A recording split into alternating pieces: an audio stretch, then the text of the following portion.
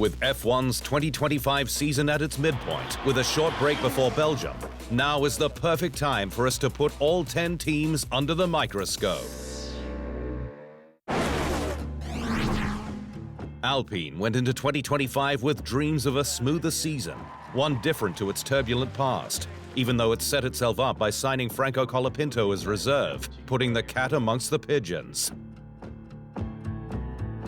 My role is to support the team as much as I can, be in the simulator, I'm going to be doing tests with the Formula 1 car, and it's going to be a good year. Of course, always trying to stay fit and ready in case the team needs me in a race, but always going to be helping Alpine as much as I can.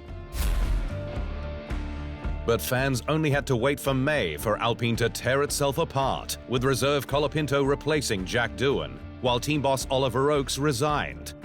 Renault CEO Luca De Meo has also since left. The squad remains 10th and last after 12 rounds, with all 19 of its points scored by Pierre Gasly in Bahrain, Spain and Great Britain, all of which have been mined with hard work. Colapinto's drive remains in question, with 0 points on the board, big qualifying crashes at Imola and Silverstone, and growing rumors he will be replaced by either now reserve Doohan, who last raced in Miami, or Mercedes reserve Valtteri Bottas. The squad needs stability, though the focus is now on 2026. Haas went into this season with plenty of promise, following a solid 2024, when it scored 58 points and finished 7th in the Constructors, for its best result since 2018. It also signed a new technical partnership with auto manufacturer Toyota, which will see both parties sharing knowledge, expertise, and resources. But fixes were needed for the car after its shakedown and testing, where bodywork detached as a result of a too aggressive design. Despite the issue, Haas recorded the second highest mileage.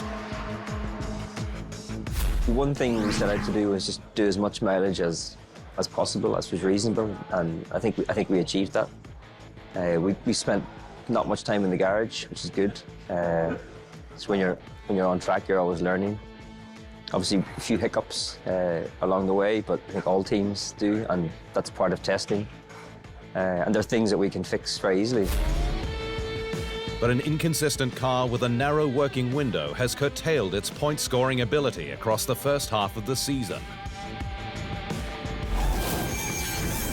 A new driver lineup has brought hunger for results, with veteran Esteban Ocon and rookie Oliver Behrman evenly matched on stats. 7-5 in Ocon's favor in qualifying, 8-4 in races, 23-6 on points. The squad will be hoping for a smoother second half of the season, with the pair making contact at the last race in England. Aston Martin's 8th place at the season's midpoint is another sign that things could hardly be worse at the ambitious green squad, given 2023's barnstorming campaign with 8 podiums. Just 36 points have been scored, 20 alone from Lance Stroll, despite the Canuck being outclassed in qualifying by Fernando Alonso 12-0. In the races, it's 7-4 in the Spaniard's favor. New managing technical partner Adrian Newey's appearance at Monaco wasn't a good omen either, with the design guru stating the green squad could be 2 years from having a correlated simulator. Newey suggested it was a software rather than hardware issue, with the green squad's other major weakness being staff integration, though he praised Aston Martin's campus and wind tunnel as the best in F1. The pressure is in the system, though, with Executive Director Lawrence Stroll visibly bullish following the signing of Newey. So when you accomplish something like that, and when you have my track record, quite frankly, and you say, look, we're here to win, we build this, we put the greatest team, we put the greatest facilities, we have the greatest partners in Honda exclusively for us, in Aramco. I mean, what stops us from being the next best? The answer is absolutely nothing. 2026 will be a make or break season for the squad, when no expense has been spared in facilities or people. Racing Bulls heads to Spa with a new team boss in Alain Permain, who stepped up after Laurent Mekies moved to main team Red Bull to be the new CEO after Christian Horner's shock exit. The bombshell came just months after another switch, with Liam Lawson returned to the squad after China. The Kiwi initially struggled, but scored points at Monaco and again in Austria. But Lawson was nowhere near revelation rookie Isaac Hadjar, who beat him 8-2 in qualifying and 8-1 in races they both finished. The Frenchman was also well ahead on points, 21-12. Hadjar has come back from an embarrassing formation lap crash at the season opener in Australia to do exactly what he'd planned pre-season, cementing the Petit Prost nickname he earned in F2. I think success would be maximizing the car I have underneath every weekend, making the most of it, and when the car can go into Q3, be in Q3 and score points.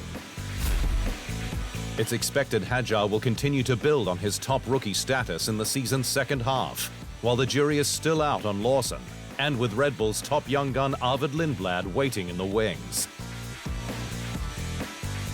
The squad will have to reorganize itself in the absence of Mekies.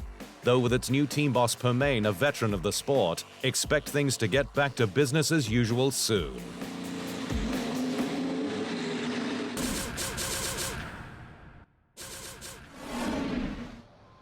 Thanks for watching.